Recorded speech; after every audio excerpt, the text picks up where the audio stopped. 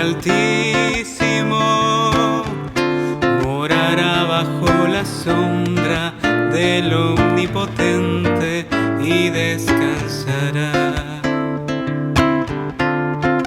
El que habita al abrigo del Altísimo morará bajo la sombra del Omnipotente y descansará. Diré a Jehová, esperanza mía, diré a Jehová, esperanza mía, diré a Jehová, esperanza mía y castillo mío. Diré a Jehová, esperanza mía, diré a Jehová, esperanza mía, diré a Jehová, esperanza mía y castillo mío. El que habita al abrigo del Altísimo morará bajo la sombra del Omnipotente y descansará. El que habita al abrigo del Altísimo morará bajo la sombra del Omnipotente y descansará. Diré a Jehová, esperanza mía, diré a Jehová, esperanza mía, diré a Jehová, esperanza mía y castillo mío. Diré a Jehová, esperanza mía, diré a Jehová, esperanza mía, diré a Jehová, esperanza mía y castillo mío. Diré a Jehová, esperanza mía, diré a Jehová, esperanza mía, diré a Jehová, esperanza mía y castillo mío.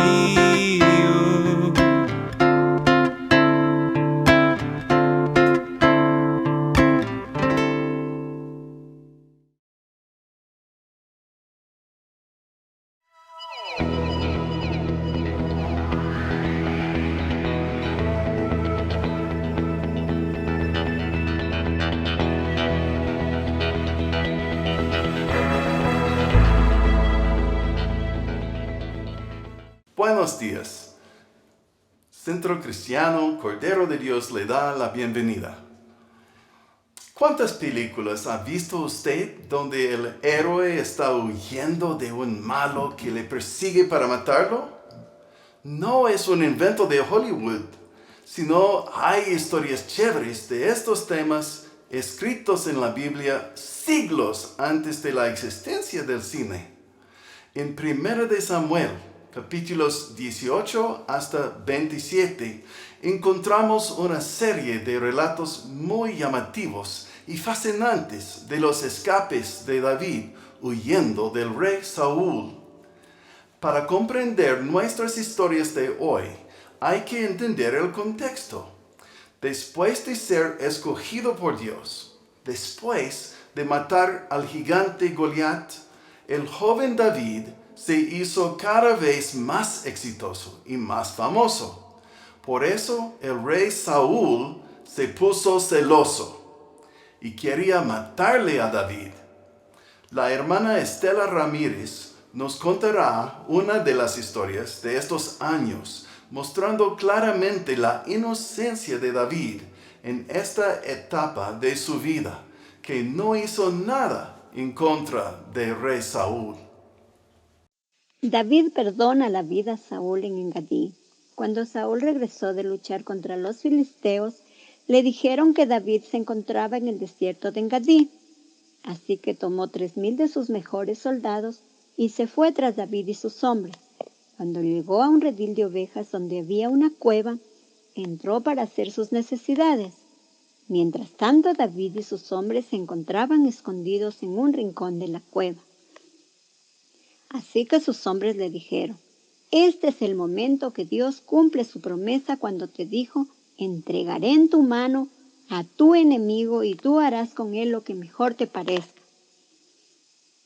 Así que David cuidadosamente le cortó un pedazo del manto de Saúl.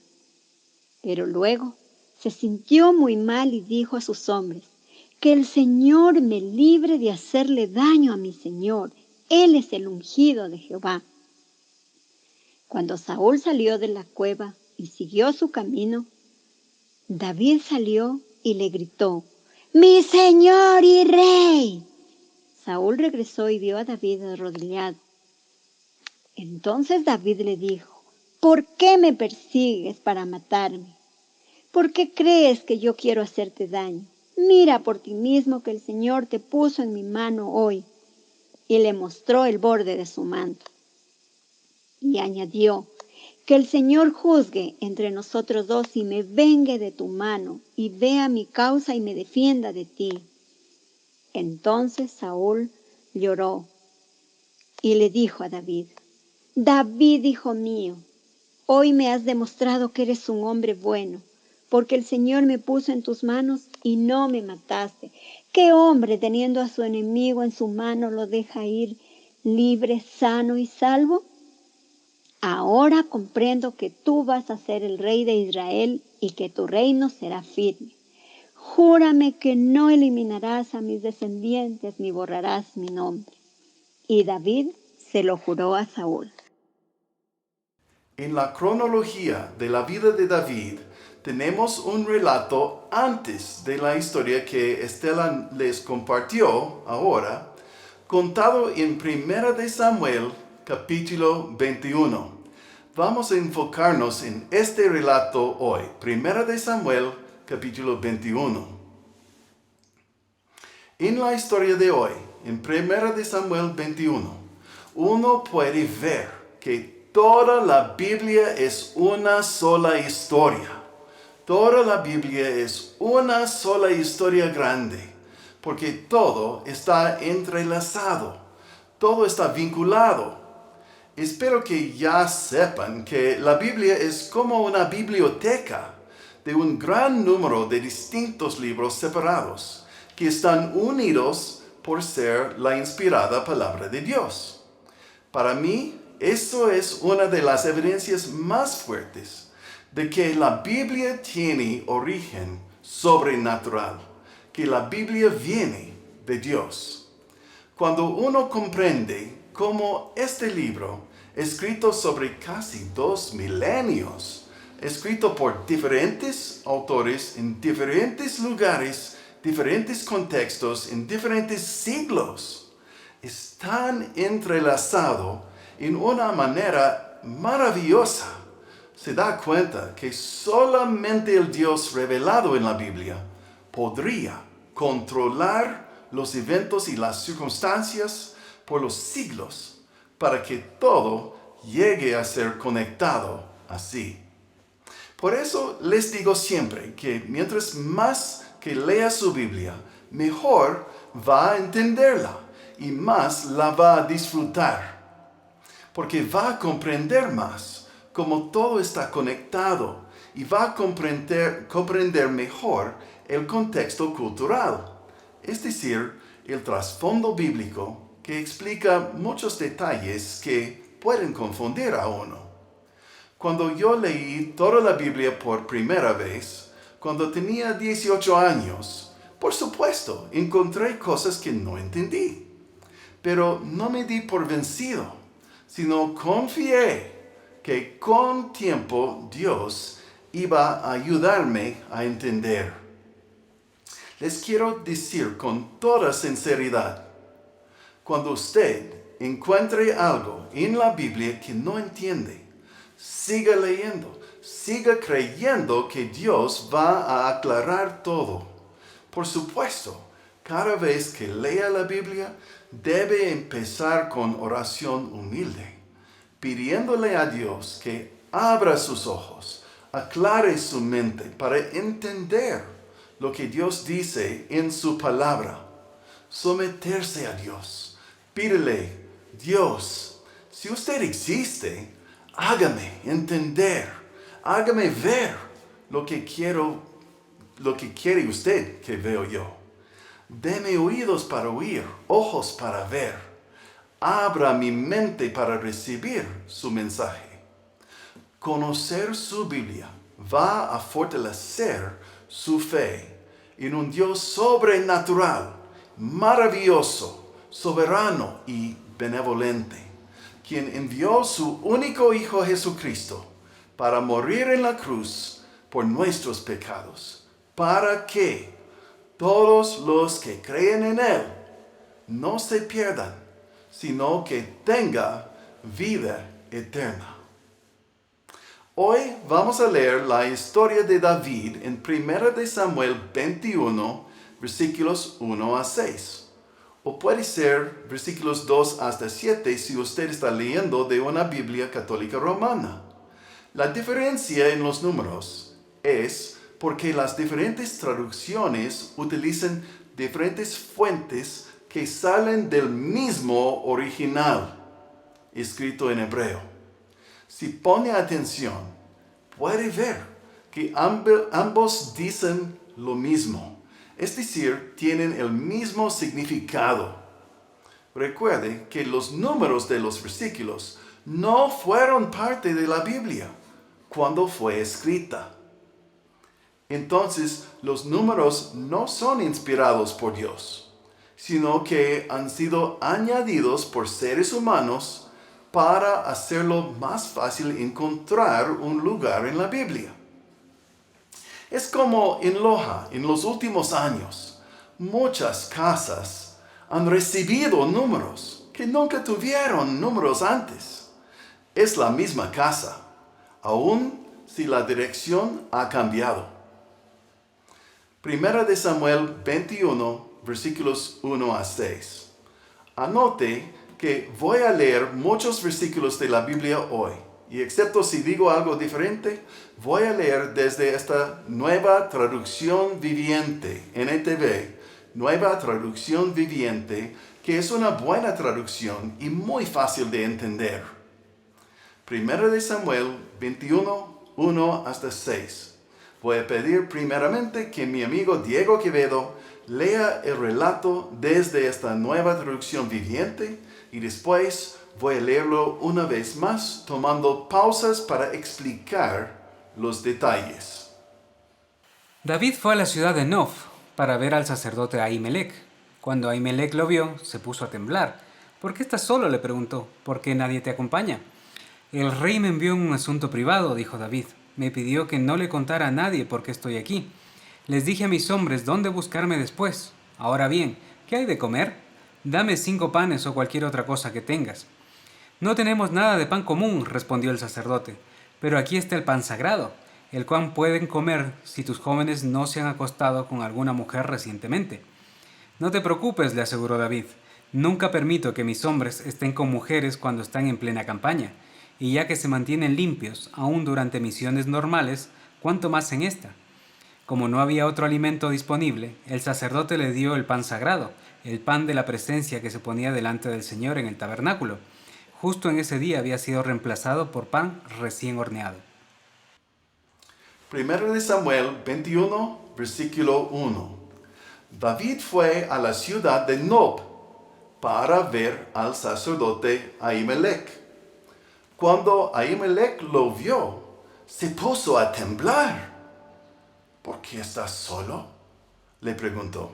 ¿Por qué nadie te acompaña? David ya era comandante de 1000 soldados en el ejército del rey Saúl. Entonces era un poco raro que él fuera sin su brigada de soldados.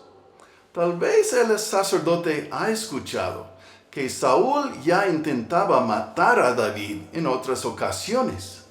El texto bíblico no explica más, del por qué tenía miedo el sacerdote en esta ocasión. Siempre debemos tener cuidado saltar a conclusiones sin tener más evidencia. Pero lo que es claro es que David no vino al sacerdote acompañado por sus 1000 soldados.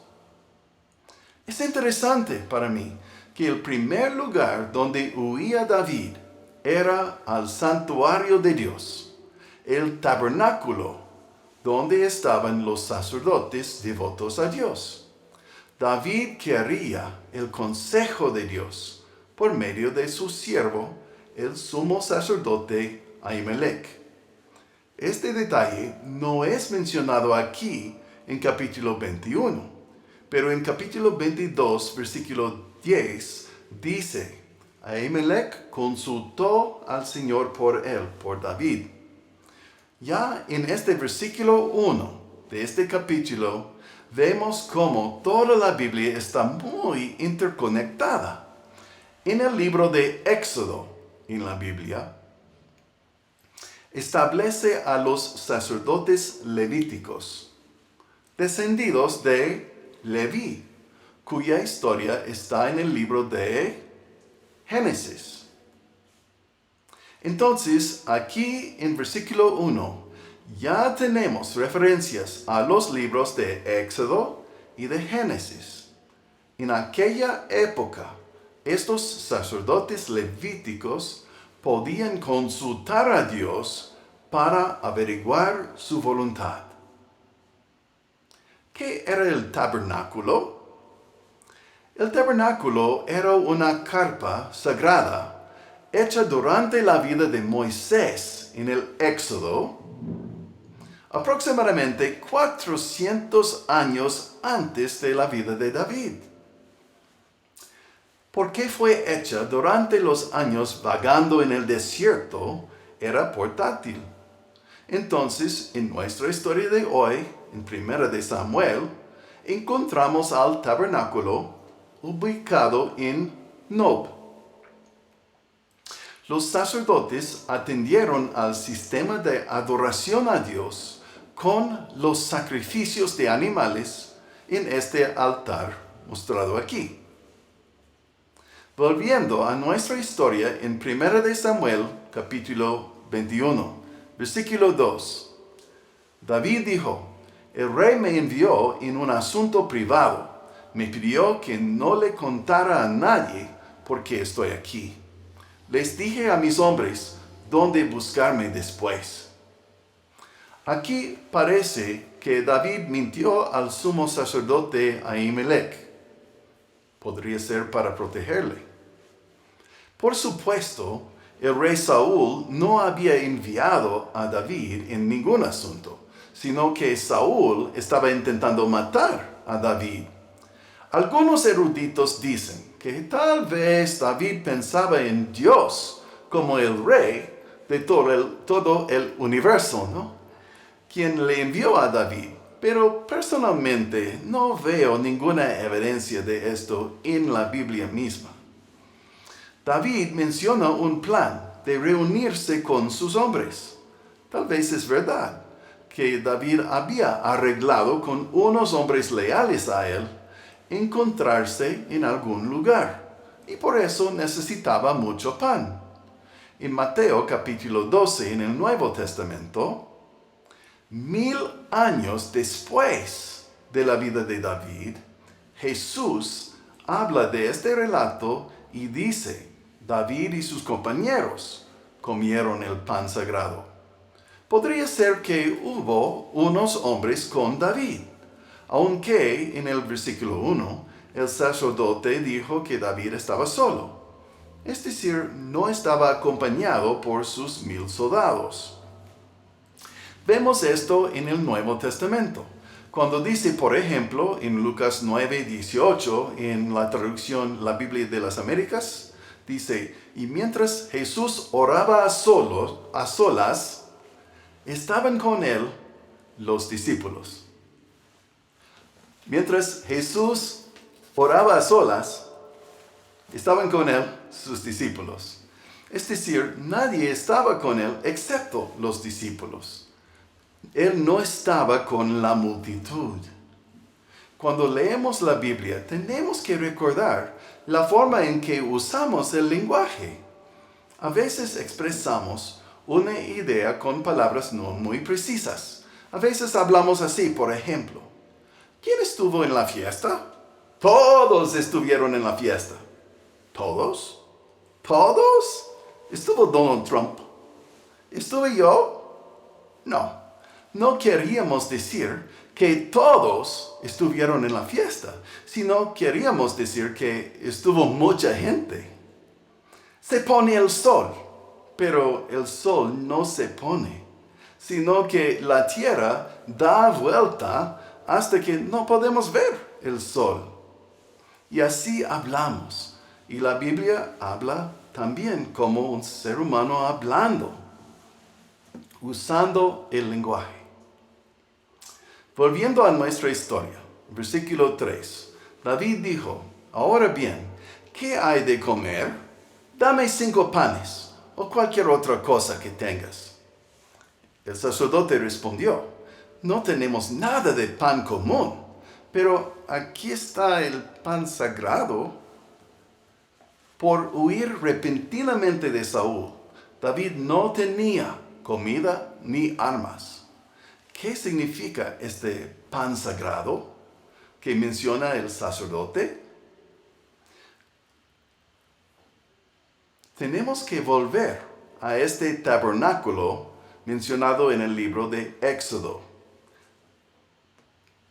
Adentro de la carpa había 2 habitaciones, el lugar santísimo y el lugar santo. En el lugar santo había un candelabro de oro y un altar de incienso y también una mesa de madera cubierta con oro, donde ponían 12 panes. Panes representando a las 12 tribus de Israel en la presencia santa de Dios. Los panes en el santuario santo, ellos simbolizaban la comunión continua entre Dios y su pueblo escogido. En el libro de Levítico, capítulo 24, versículos 5 a 9, hay muchos detalles acerca de este pan. Se llamaba el pan de la presencia, o en la Reina Valera dice pan de la proposición. Era una ofrenda representativa presentada al Señor de parte de los israelitas. Muchos aspectos del tabernáculo nos dan un anticipo o una vista previa de Jesús. Muchos de los detalles acerca del tabernáculo nos dan un anticipo o una vista previa acerca de Jesús y lo que significaría lo que hará Jesús para reconciliarnos con Dios. Hay que entender eso. El Antiguo Testamento anticipa el Nuevo Testamento y qué va a hacer Dios por medio de Jesús. Por ejemplo, en Juan capítulo 6 en el Nuevo Testamento, Jesús mismo multiplicó pan para los 5,000. Y después Jesús hablaba de sí mismo como el pan de vida, usando la metáfora de estos panes sagrados del tabernáculo, porque Jesús también se ofreció a Dios como nuestro representante. Los panes representaron las 12 tribus. Jesús representaba a nosotros delante de Dios. En la cruz, Jesús mismo nos representó a nosotros delante de Dios. Él tomó mi puesto y el suyo. En la cruz, Jesús sufrió la pena que merecía yo por mis pecados. En la cruz, Jesús también sufrió la pena que merecía usted por sus pecados. ¡Qué maravillosa gracia de Dios! En Juan 6, Jesús también hablaba de sí mismo como el pan que bajaba del cielo, que refiere al maná en el desierto en el Éxodo, la provisión de Dios para su gente. Jesús era la provisión adecuada de Dios para nosotros. Cada sábado cambiaron los panes por nuevos panes, y los sacerdotes y sus familias fueron los únicos con el derecho de comerlos, estos panes sagrados del tabernáculo. Entonces, según la ley de Moisés, en estos primeros libros de la Biblia, era prohibido darle los panes a David. David no era un sacerdote. Regresando a nuestra historia en 1 de Samuel, capítulo 21, regresando al versículo 4. Pero aquí está el pan sagrado, el cual pueden comer si tus jóvenes no se han acostado con alguna mujer recientemente. No te preocupes, le aseguró David. Nunca permito que mis hombres estén con mujeres cuando están en plena campaña, y ya que se mantienen limpios, aún durante misiones normales, ¿cuánto más en esta? El sacerdote sabe que la ley solamente permite a los sacerdotes comer este pan sagrado. Decimos la ley de Moisés porque las leyes en Éxodo hasta Deuteronomio estuvieron dados por Dios a Moisés en el monte Sinaí. Lo que está pasando aquí es que el sacerdote puede ver la desesperación de David y su necesidad. David no tenía nada. Estaba huyendo por su vida para escapar de Saúl. El sacerdote quiere hacerle a David una excepción proveyendo el pan, aunque es pan sagrado. Pero el sacerdote está preocupado que los hombres de David no sean inmundos según la ley de Moisés. En Éxodo hasta Deuteronomio se encuentran muchas reglas muy detalladas con un enfoque en cómo los israelitas de aquella época podían acercarse a Dios. Entre todas estas leyes, en Levítico 15:18, dice así: después de que un hombre y una mujer hayan tenido relaciones sexuales, los dos deberán lavarse con agua y permanecerán impuros hasta el próximo anochecer. Esta ley es lo que estaba pensando el sacerdote. Por asuntos de tiempo no puedo analizar esto al fondo. Lo que voy a decir es que en sí mismo el sexo dentro de matrimonio no es inmundo ni sucio, sino es bendecido por Dios. Aquí en Ecuador he oído que algunos enseñan que el pecado de Adán y Eva era tener sexo, como si el sexo fuera el pecado original.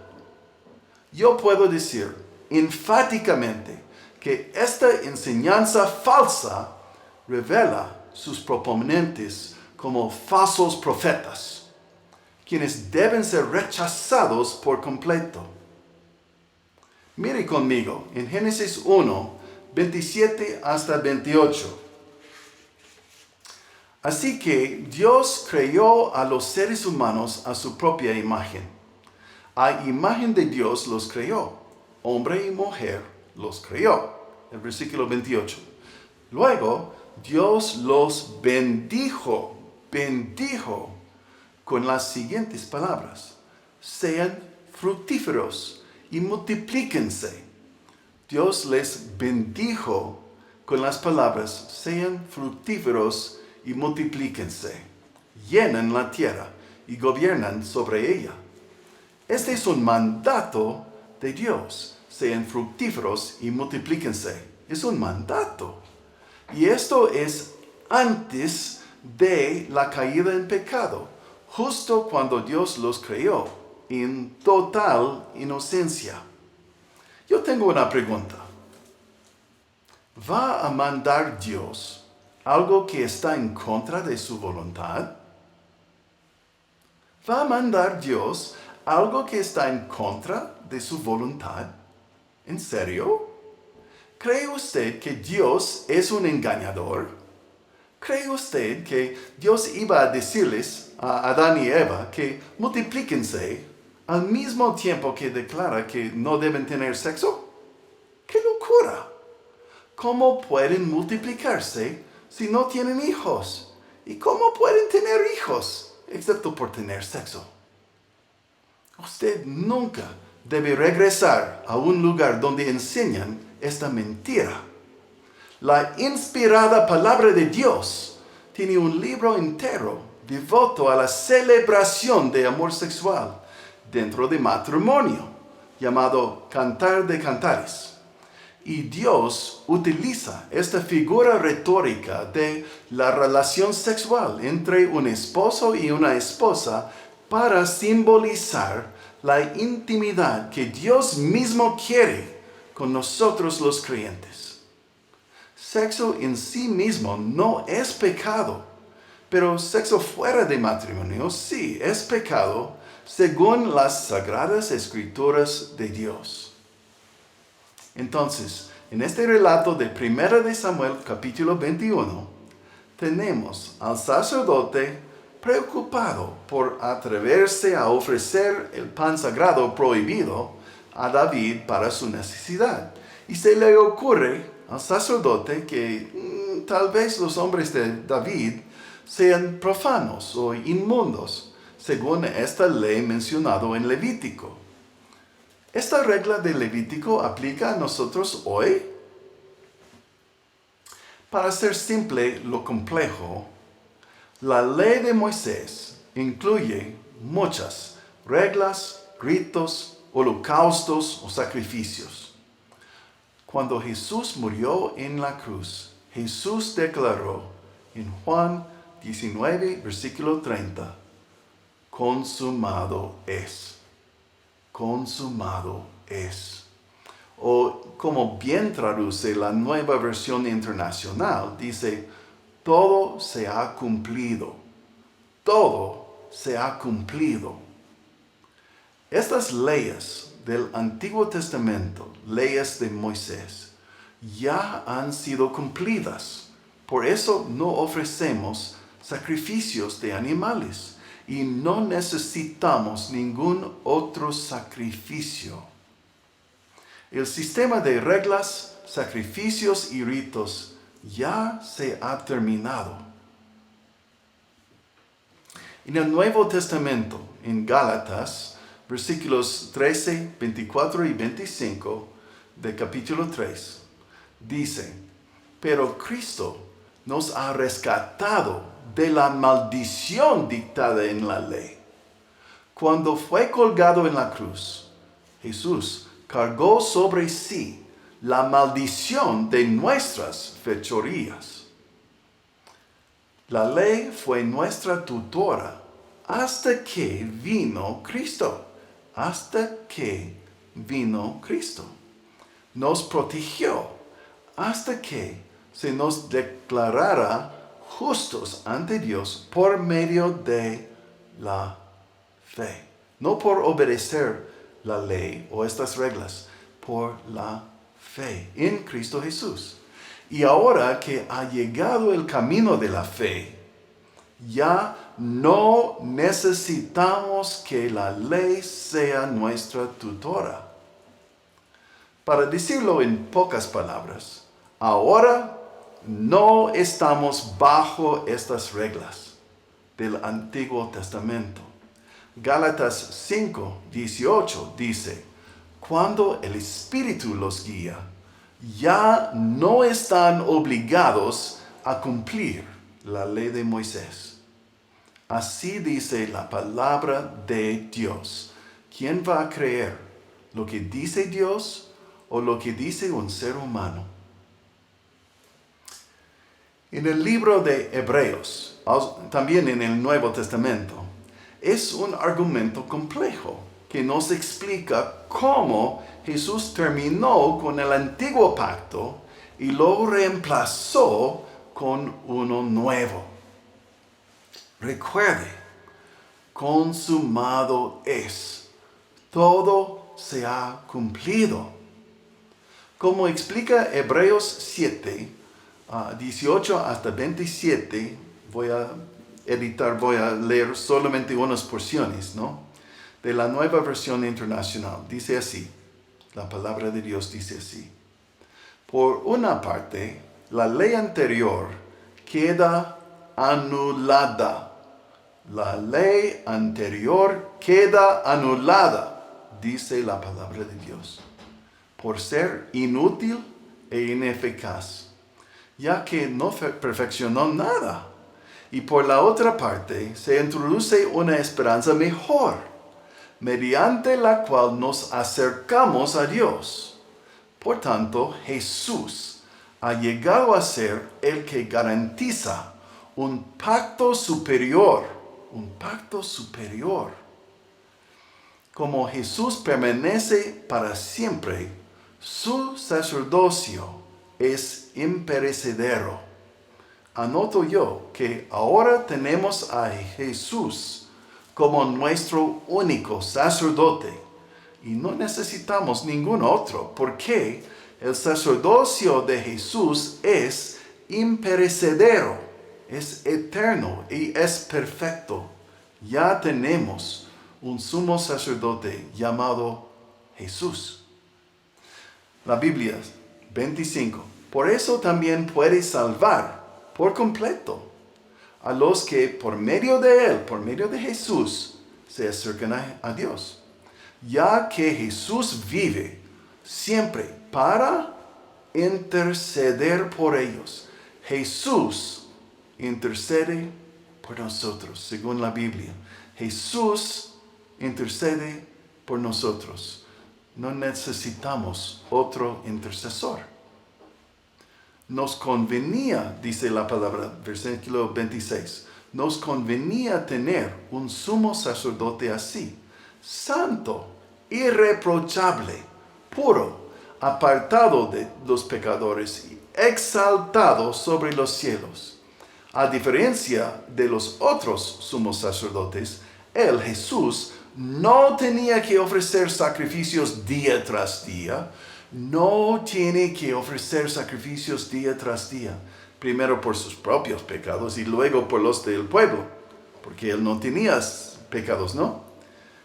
Dice la Biblia, porque él ofreció el sacrificio una sola vez y para siempre, cuando se ofreció a sí mismo. Entonces no necesitamos diariamente, cada día, ningún sacrificio de la misa. Jesús ya murió una sola vez y por siempre. Su sacrificio completo, perfecto, era adecuado por eternidad. Volviendo a nuestra historia en 1 de Samuel 21, llegamos a versículo 6. Como no había otro alimento disponible, el sacerdote le dio el pan sagrado, el pan de la presencia, que se ponía delante del Señor en el tabernáculo. Justo en ese día había sido reemplazado por pan recién horneado, que como hicieron cada semana, reemplazaron el pan. Entonces, cuando David huyó de Saúl con manos vacías, se fue primeramente al tabernáculo de Dios, donde el sacerdote consultó a Dios para David, o de parte de David, donde David recibió pan para su necesidad, aunque era prohibido comerlo. En Mateo capítulo 6, Jesús mismo, Dios el Hijo, se refiere a este relato para ilustrar su punto, que Dios no es legalista. No importa a Dios una serie de reglas humanas, por supuesto, y aún las reglas dadas por Dios. Desde la perspectiva de Dios, el sacerdote hizo lo correcto. David no tenía nada de comer, y su necesidad era más importante que una regla. En este asunto, Jesús no condenó a David. En Mateo 12:7, Jesús dijo en la Nueva Versión Internacional, lo que pido de ustedes es misericordia y no sacrificios. Hemos visto muchos detalles en esta breve historia, solamente 6 versículos, tomado de la vida de David. Un punto principal es que la palabra de Dios es muy entrelazada. Es decir, hay muchas interconexiones. Este breve relato tiene enlaces con Génesis, Éxodo, Levítico, Mateo, Juan, Gálatas, Hebreos y mucho más. ¿Sabía usted que Belén en hebreo significa casa de pan? ¿De dónde era David? ¿Dónde nació Jesús? Pensar en cómo David, el joven pastor de ovejas, quien nació y creció en Belén, la casa de pan, este mismo David era el antepasado de Jesús, 1000 años después de David. El buen pastor, Jesús el buen pastor, también el Cordero de Dios. Nacido en Belén, la casa de pan. Jesús, quien era el pan de vida, quien es representado por el pan sagrado que comió David. Piensa en todo eso, hace que mi cabeza explota. Y aún más, si tuviéramos tiempo, podríamos tomar otra hora explorando todas las profecías y cómo de antemano Dios dijo que Jesús descendería de Abraham, específicamente por medio de Isaac, específicamente por medio de Jacob, llamado también Israel, específicamente por medio de Judá, uno de los 12 hijos de Jacob, quien era antecedente de toda la tribu de Judá, de donde vino David, quien cumplió otra profecía que un descendiente de Judá sería el rey, de donde vino Jesús, el último rey, el rey de los cielos, el rey del reino de Dios, descendiente de David, descendiente de Judá, Jesús, el rey. Ningún ser humano puede escoger quiénes serán sus antepasados. Solamente Dios podría hacer todo esto. Conocer su Biblia va a fortalecer su fe en un Dios sobrenatural, maravilloso, poderoso, soberano, benevolente. Un Dios tan maravilloso, tan inteligente, que tenía todo planificado desde antes de la creación. Un Dios que no es enfocado en adherirse a una serie de reglas y ritos, sino está enfocado en la misericordia y la necesidad humana. Es un Dios que vale la pena creer. Es un Dios que merece todo su corazón. Amén.